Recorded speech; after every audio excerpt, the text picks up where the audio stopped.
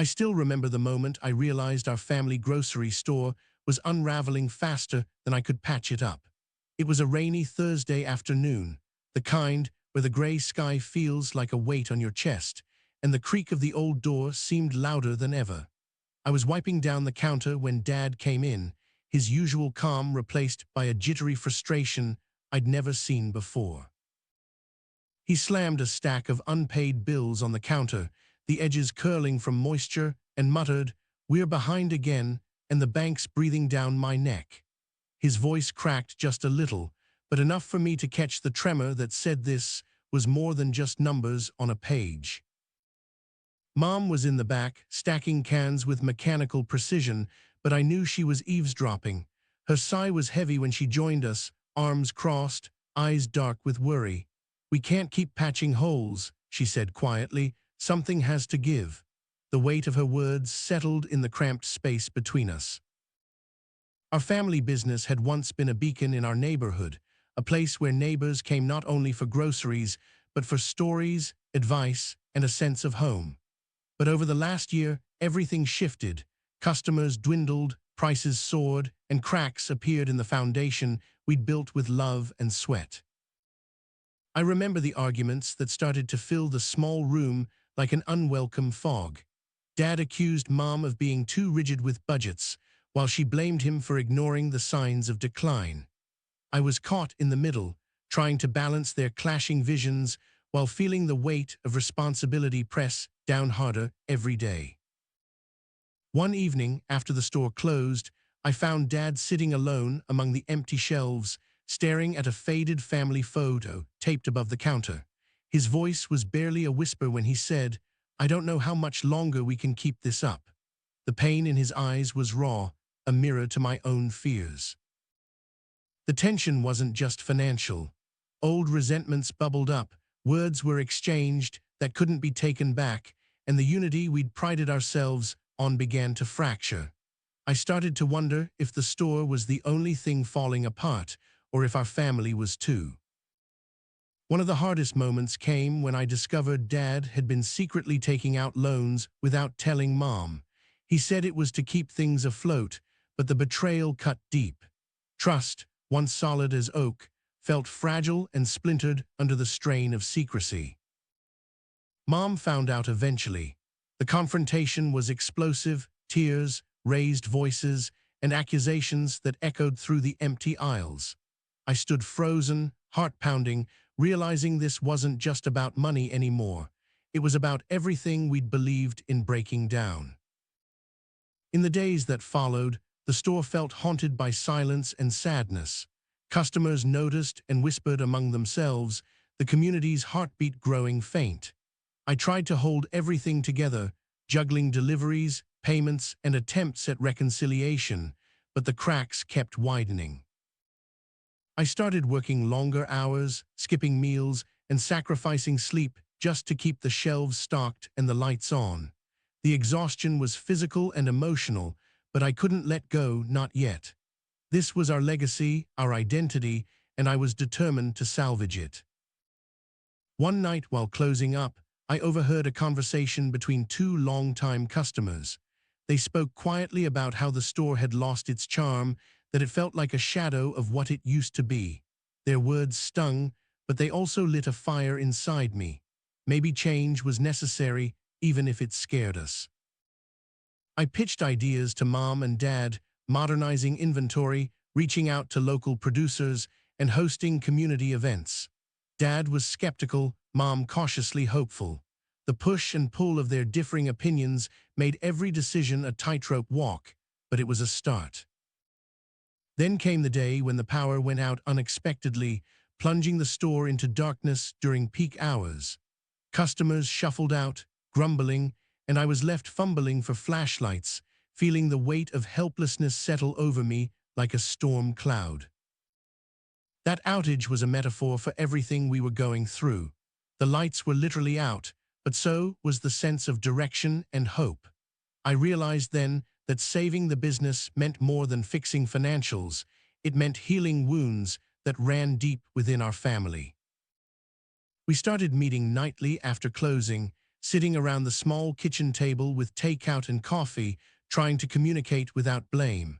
Those conversations were raw and painful, but they cracked open the door for understanding. Slowly, the walls we'd built around ourselves began to crumble.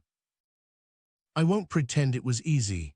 There were days when I wanted to give up, when the arguments flared back with a vengeance and the pressure felt suffocating. But somewhere in the chaos, I caught glimpses of the family we used to be, laughing, planning, dreaming together. One afternoon, a local journalist stopped by to write a piece on small businesses struggling in tough times. I hesitated but agreed to talk. Sharing our story publicly was scary, but the response was overwhelming. Neighbors offering support, suppliers extending credit, and a community rallying around us. That moment of connection reminded me why we started this journey in the first place, not just for profit but for people. It gave me a renewed sense of purpose and a fragile hope that maybe, just maybe, we could turn things around. But the road ahead was still uncertain. Bills piled up, competition loomed, and old wounds sometimes reopened. Each day was a battle between despair and determination, and I often found myself questioning if the sacrifices were worth it. Still, as I locked the door late one night and looked up at the flickering neon sign, I whispered a promise to fight for our family, our legacy, and the community that had given us so much. The story was far from over, and despite the pain and uncertainty, I was ready to face whatever came next. The next morning, I woke to an unexpected call from a former customer who wanted to help us set up an online ordering system. It was a small gesture, but felt like a lifeline thrown into a turbulent sea. That day, a faint glimmer of possibility broke through the clouds that had hung over us for so long. I shared the news with Mom and Dad, and for the first time in weeks, there was a spark of excitement mixed with cautious optimism. We stayed up late brainstorming, scribbling ideas on napkins, and piecing together a plan that could breathe new life into the business. But just as we started to find our footing, a sudden health scare with Dad threw everything into uncertainty again. The hospital's sterile walls were a harsh contrast to the warmth of our store, and I felt the weight of responsibility press down heavier than ever. While Dad was recovering, Mom and I juggled the store's day-to-day operations, each moment a test of endurance and faith. The silence left by Dad's absence was deafening, and I realized how much he had silently carried the burden all these years. Through all the turmoil, the community's support never wavered. Neighbors dropped off meals, offered to help with deliveries, and shared encouraging words that felt like balm on raw wounds. Their kindness was a powerful reminder that we were not alone in this fight. One rainy evening, as I closed up the store, I found an envelope taped to the door. Inside was a note from a longtime customer: "We believe in you, don't give up." It was a small gesture, but filled me with renewed strength and a fierce determination to keep going. Despite the setbacks and scars, each day brought a new challenge and a new chance to rebuild. The family business we'd loved and lost was still there, fragile but unbroken, and I was committed to writing the next chapter, one filled with resilience, hope, and the unyielding bonds of family. I still don't know how this story will end, but I do know one thing for sure: the heart of our family, the pulse of our business, beats on, and as long as it does, I'll be here, fighting for the place that made us who we are. Every cracked tile, every faded sign, every whispered argument and shared smile holds a piece of our journey. And while the future remains uncertain, the story continues, raw, real, and deeply human. Sometimes late at night, when the store is silent except for the hum of the refrigerator, I walk through the aisles and imagine what it once was and what it could be again. The scent of old wood mingles with the faint memory of fresh bread, and for a moment, hope feels tangible. There are days when I feel crushed by the weight of it all, the pressure of expectations and the fear of failure. But then I look at the worn family photo on the wall, smiling faces frozen in time, and I remind myself why I keep standing in this storm. Our family business is more than a store. It's a legacy, a history written in sweat and tears, laughter and sacrifice. And even on the verge of collapse, it's a story still being told by us, together, one fragile step at a time. The future is uncertain, the path is steep, and the nights are often long. But in those quiet moments, when the world feels still, I find strength in the love that built this place and the hope that it can rise again. I don't have all the answers, and I don't know what tomorrow will bring. But I do know that giving up is not an option, not when so much is at stake, and not when the heart of our family beats in every corner of this small, struggling store.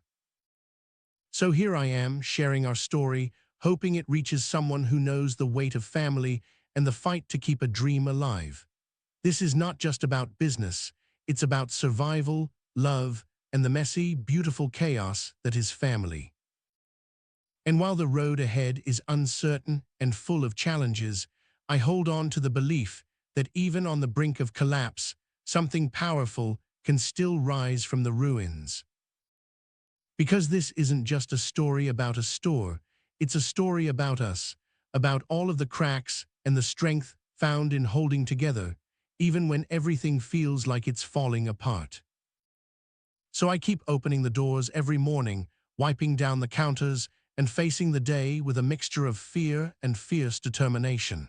Our family business may be on the edge, but it's still here, still breathing, still fighting. And that fight, messy and imperfect, is the story I'm living and the story I'm still writing.